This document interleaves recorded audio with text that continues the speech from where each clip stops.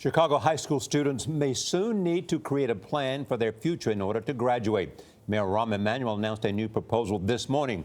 It would require students to develop a post-high school plan in order to receive a diploma. If the Board of Education backs the proposal, Chicago would be the first city to adopt such a requirement.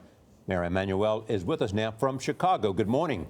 Good morning. What do you think you can achieve by this? Well, Charlie, we live in a period of time where you earn what you learn. And the school system of a K through 12 is not applicable to the economy in the world that our high school students are graduating to. So we're moving to a pre-K to college model. The first thing we did was a couple of years ago, if you get a B average in high school, community college is free. We want to make 14th grade universal now.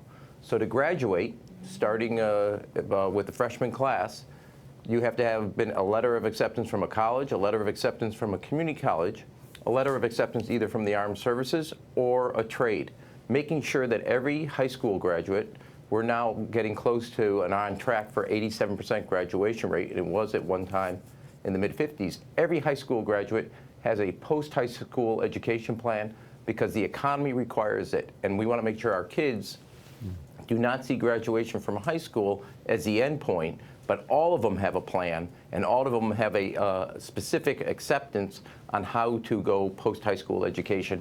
That is what the economy requires, and that is what they're going to need to succeed in life. What's the reaction from the students, Mr. Mayor? Do you think they're buying in? Yeah, well, I think, first of all, I think, yes. The short answer is yes. One is, when I became mayor, our graduation rate was 57%. We're on track, as I said, for 87%. And every parent and child are very excited about our B average free community college. Yeah. We're also doing that plan for the making sure that we have armed services, the trades included, and four-year institutions. We already have around 62% of our kids are already either accepted into college or accepted into community college.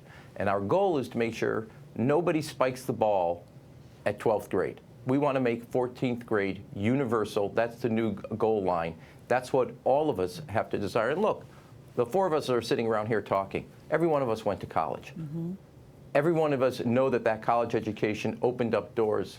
As I do civics classes around Chicago, I always say, you get a high school degree, you'll earn what a high school degree will give you. You get 2 years of community college, you'll get 2 years worth of earnings. You get a four-year degree, you're going to earn that. You get post four-year degree, you go to become a lawyer or a doctor. And so we want our kids' expectation. I'll give you a little twist on this. In elementary schools across the city of Chicago, we put college flags in kindergartens and banners across the hall because I want the expectation, just like I do, Amy and I do with our kids, just like you do with your children. College, post-high school, that is what is expected. If you change expectations, it's not hard for kids to adapt. Mayor, it's a great idea. Yes. Just get everybody thinking about they've got to put down on paper what they're going to do when they're going to graduate from school, even just setting that expectation. Well, it's not only that, you won't be able to graduate in 2 years unless you show that letter of acceptance to any one of the four outlets that we talked about: college, community college, armed services, or a trade. Mayor, let me ask you about President Trump's budget blueprint, because it includes cuts to federal grants for after school and other programs. How would that affect Chicago schools? Well, first of all, don't worry about Chicago schools. Worry about Chicago students. Look, I was a product of after school.